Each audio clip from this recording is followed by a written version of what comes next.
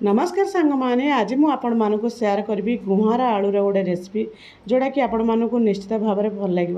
आपण मैंने समस्ते गुहार रेसिपी आपण मैंने समस्ते घरे घरे घरे बनई किंतु मु आज आपण मानक जो उपाय बनईबी तार टेस्टा बहुत बढ़िया लगे जोटा कि केवे बनई नथिबे। थरे मो स्टाइल रे एई भली भाबरे गुआर आलूर गोटे बेसर बनातु आ केमती लागिला निश्चित भाव में कमेंट करी कहिबे। आ भिडियोटा को शेष पर्यंत देखंतु ताहाले बुझी पारिबे आजिर एई गुहार आलू बेसर मु केमिति कोन बनैछि। आ चलंतु सांग माने डेरी न करी आजिर रेसिपी देखिबा। आजिर रेसिपी जदि आपण मानकु किछि भाबर भल लागुछि सांग माने आ किछि जिंस नुआ शिखिबा को मिलुछि निश्चित भाव में गोटे लाइक करिवे आ चैनल रे नुआ थिले सब्सक्राइब करने को भूलिए ना।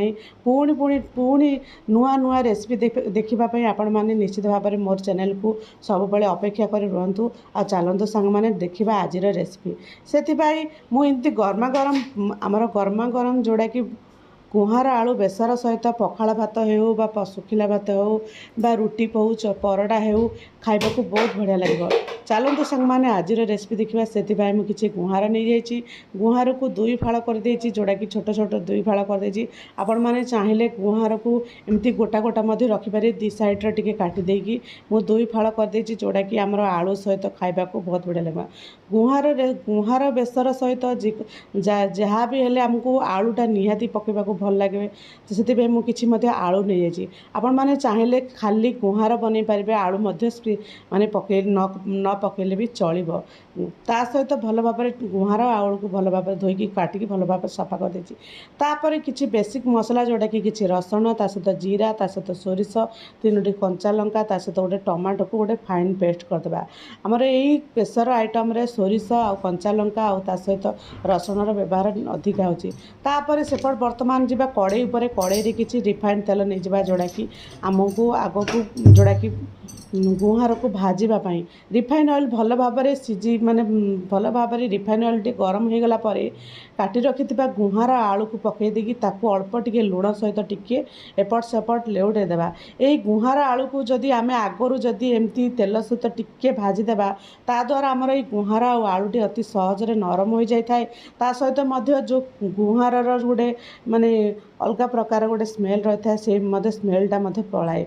आम जदि एमती तरकारी मसला सहित जदि बनईकी करवा तार टेस्टा अलग जदि आपको आगरू टिके भाजी देबा ताहले तार टेस्टा अलग। आपण माने चाहिए जमिति मध्य करें किंतु मु प्रथम गुहार आलू को टिके भाजी दूची तापर आमर ये मसला ग्रेवी पकाउची सेपट साइड को बर्तमान जावा कड़े रे पुणी किछि तेल नहीं जावा ता सहित किछि फुटण करवा जोड़ा कि किछि सोरिष ता सहित किछि आमर पियाज आ सोरिष भल भाव में फुटीगला भल भाव में फुटीगला भाजी होगला आमर जोड़ा कि पियाज भल भाव में टिके गोल्डन ब्राउन कलर हो गला किसी बेसिक मसला जोड़ा कि अल्प टिके गोटे चामच अल्प टिके लंका गुंड गोटे चामच अल्प टिके आमर जोड़ा कि हलदी गुंड देदेबा। लंका गुंड और हलदी गुंड जब आमर ये तेल रे देबा ताहले आमर ये तरकारी टिके कलरटा बहुत बढ़िया आसताए। आपण माने चाहिए मसलार आड करें किंतु जेबे भी तरकारी आमर जोड़ा कि लंका गुंड हलदी गुंड देउछंदी ताहले आमर जाल को टिके लो टू मीडियम जाल करदेबे जोड़ा कि आमर मसला जमी पोड़ी न जाए से प्रति ध्यान देवे। ता सहित बाटी रखि आमर सोरिष मसला को पकईदेबा ताकू पकई भल भाव में कषा। देखो सोरिष मसला पकईला तार कलरटा केते सुंदर आसी जाइए। यही भाव में मसला को लो टू मीडियम जाल भल भाव में फुटा को देवा जमती तार पूरा टिके कलरटा टिके अलग प्रकार आस। देखो 5 ରୁ 10 मिनट कषिदेला सी भल भाव में मसला सहित आमर तेल छाड़ी गलानी पूरा भल भाव में पूरा सुखा सुखा टाइप रहीगलानी। यही स्टेज रे मसला को अधिक कषिबा नहीं कारण यहाँ हूँ आमर सोरिष मसला अल्प टिके कषिले चलो।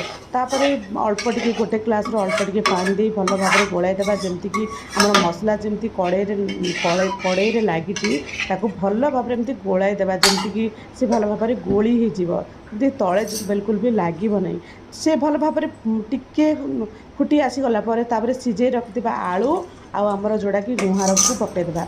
आलू गुहार को पकईदी पुणी ताको एपट सेपट लेउटे देला पर तरकार मुताबक टिके स्वाद अनुसार टिके लुण देवा। आगरू तो आम लुण देते जोड़ा कि आमर गुहार आलू टिके सिझापी लुण देते आउ टिके लुण देवा। लुण देकी ताको किछि समय एमती फुटाई देवा। किछि समय फुटीगला पर देखंतु किछि समय फुटीगला पर आमर पूरा तरकारीटा पूरा आमर जोड़ा कि गुहार राईटा पूरा सुखा सुखा टाइप होगलानी। एभली भाव में सुखा सुखा टाइप जमती मसला सहित जमती लगिज से भाई भाव में रखा जोड़ा कि गुहार राई खाइबा माने टेस्टी लगी थाए।